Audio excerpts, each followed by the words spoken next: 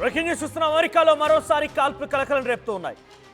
North కొరలినాలోని Kiran Patel అనేటువంటి ఒక మహిళ చాలా దారుణాతి దారుణంగా కాల్చివేతకు గురయ్యారు.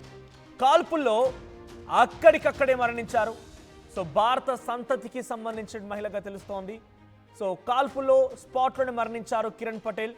గ్యాస్ స్టేషన్లో తను పనిచేస్తూ ఉండగా ఒక వ్యక్తి మాస్క్ ధరించి లోపలికి వచ్చాడు. తనని డబ్బులు అడిగాడు. అయితే తను పారిపోయేందుకు ప్రయత్నించగా ఆ దుండగుడు కాల్పులు జరిపాడు. దీంతో అక్కడికిక్కడే స్పాట్లో మరణించింది. కిరణ్ పటేల్ స్వస్థలం గుజరాత్ రాష్ట్రంగా తెలుస్తోంది. సో భారత మహిళ అమెరికాలో చాలా దారుణాతి దారుణంగా హత్యకు గురయ్యారు. సో ప్రస్తుతానికి ఆ విజువల్స్ మనం చూస్తున్నాం. సీసీటీవీ విజువల్స్లో కనిపిస్తోంది. ఇక్కడ కనిపించినటువంటి మహిళే కిరణ్ పటేల్. సో తను ఒక దుండగుడు మాస్క్ ధరించి అక్కడికి ఎంట్రీ ఇచ్చాడు. చేతిలో గన్ కనిపించింది. సో తను డబ్బులు అడిగాడు. డబ్బులు ఇవ్వకుండా ఆ మహిళ పారిపోతూ ఉండగా గన్తో కాల్చి చంపేశాడు. సో అమెరికాలో గన్ కల్చర్ మరీ విపరీతంగా పెరిగిపోయింది. ఎక్కడ పడితే అక్కడ గన్ ఫైరింగ్ జరుగుతూనే ఉన్నాయి.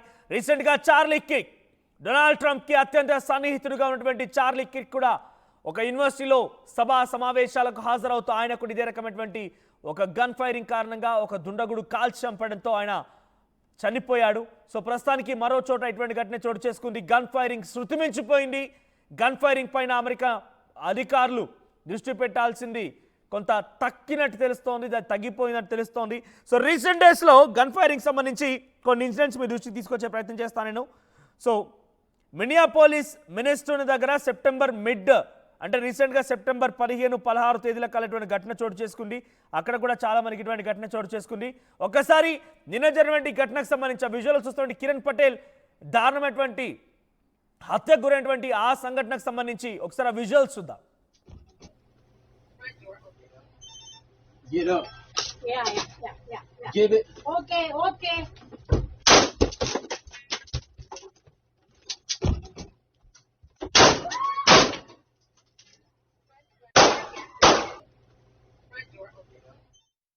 వింటున్నారు కదా ఆ గన్ ఫైరింగ్ శబ్దాలు. చాలా దారుణంగా తను గ్యాస్ స్టేషన్లో పనిచేస్తోంది. అక్కడికి వచ్చిన ఒక దుండగుడు ఆమె డబ్బులు ఇవ్వమనంటే దానికి లాక్ చేసుకొని వెళ్ళిపోయించాడు. అప్పటి వరకు క్యాష్ కౌంటర్ దగ్గర కూర్చుంది. వాడు వచ్చి రాగానే అబ్జర్వ్ చేసిన వెంటనే క్యాష్ కౌంటర్కి లాక్ వేసింది. క్యాష్ కౌంటర్కి లాక్ వేసి వాడు అడుగుతున్నాడు, డబ్బులు ఇవ్వమని అడుగుతున్నాడు. సో వెంటనే అంతలోనే వాడి పైన ఒకటి విసిరేసింది, చేతికి వచ్చింది విసిరేసింది. సో అంతలోనే వాడు కాలుస్తూ వెళ్ళిపోయాడు. ఆ తర్వాత తను పక్కెళ్ళిపోయింది. సీసీటీవీ విజువల్స్లో అది రికార్డ్ అవ్వలేదు. బట్ పక్కకు వెళ్ళిన తర్వాత గన్ ఫైరింగ్ శబ్దాలు వినిపిస్తున్నాయి. తన స్పాట్లోనే హతమార్చాడు దుండగుడు. అయితే సెప్టెంబర్ 16వ తేదీన ఇటువంటి ఘటన ఒకటి చోటు చేసుకుంది. సో దాంట్లో మినియాపోలిస్ దగ్గర మెనెసోటా అనేటువంటి ప్రాంతంలో షూటింగ్ జరిగితే సుమారుగా 8 మంది అక్కడ మరణిస్తే 4గురికి చాలా తీవ్రంగా గాయాలయ్యాయి. ఇంకా మీకు విజువల్లో చూపిస్తున్న అవుట్ సైడ్ విజువల్స్లో, అది బయట విజువల్స్ మీరు గమనిస్తున్నటువంటి 2 సర్కిల్స్లో కూడా మొదటి సర్కిల్లో అక్కడ ఆ కిరణ్ పటేల్ అనే మహిళ పరుగులు తీస్తూ అక్కడికి వచ్చేసింది.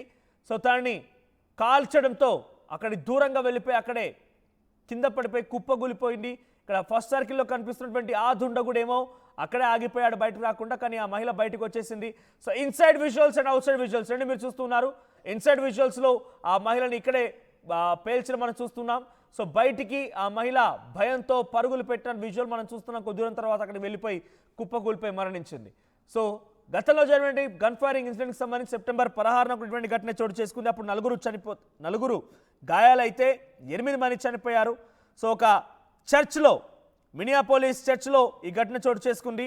సో అప్పుడు ఇదే ప్రాంతానికి సంబంధించి ఆగస్టులో కూడా చర్చిలో జరిగిన ఘటనకు సంబంధించి 2 మరణిస్తే 21 మందికి చాలా తీవ్రంగా గాయాలయ్యాయి.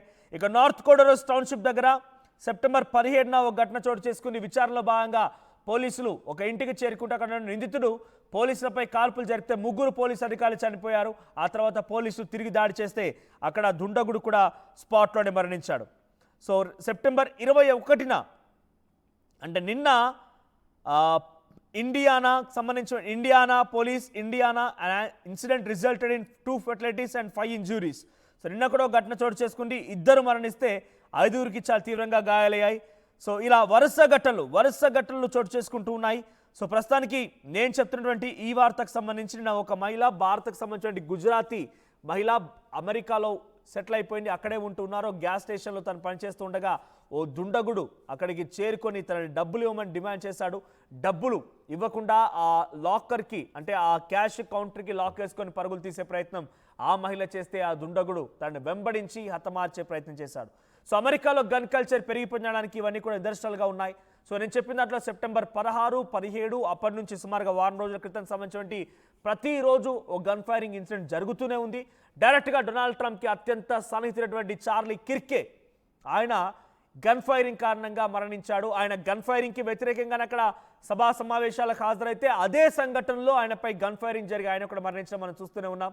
నిన్న ఆయనకి అమెరికన్ ప్రభుత్వం సంతాప సభకు నిర్వహించినట్టుగా ఒక కార్యక్రమం నిర్వహించింది. సో ఏదేమైనా గన్ ఫైరింగ్ కల్చర్ అమెరికాలో పెరిగిపోయింది. దీని కారణంగా డైరెక్ట్గా ఇతర దేశస్తులు ఇబ్బంది పడుతున్నారు, స్థానికులు ఇబ్బంది పడుతున్నారు. మరీ ముఖ్యంగా ఇతర దేశస్తులపై ఈ రకమైనటువంటి దాడులు శృతిమించిపోతూ ఉన్నాయి, చాలా దారుణంగా జరుగుతూ ఉన్నాయి. సో మీ అభిప్రాయం ఏంటి? గన్ ఫైరింగ్ పెరిగింది అనుకుంటున్నారా? గన్ ఫైరింగ్ గల ప్రధాన కారణం డొనాల్డ్ ట్రంపే కారణం అనుకుంటున్నారా? మీ అభిప్రాయాన్ని కామెంట్ చేయండి. Get up. Yeah. Give it. Okay.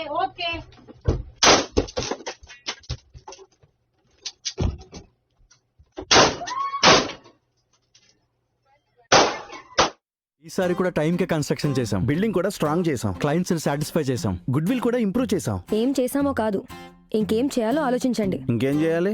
Painting ఇంకా వేయలేదు, మర్చిపోయారా? అన్నీ బాగానే చేస్తున్నాం, పెయింటింగ్ దగ్గర మాత్రం ఫెయిల్ అవుతున్నాం.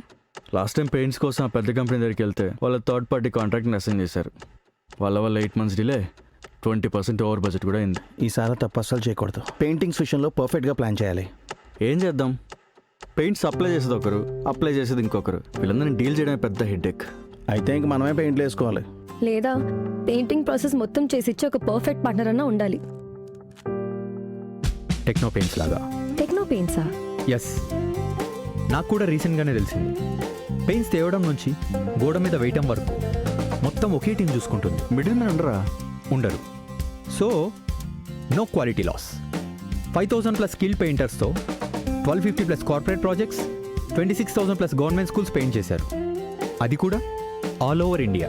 వావ్, థర్డ్ పార్టీస్ కూడా ఉంటారు కాబట్టి మనకు డెడ్ లైన్స్తో కూడా ప్రాబ్లం ఉండదు.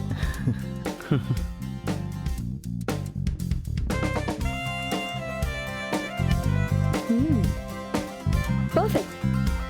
From the factory to the wall, techno paints does it all.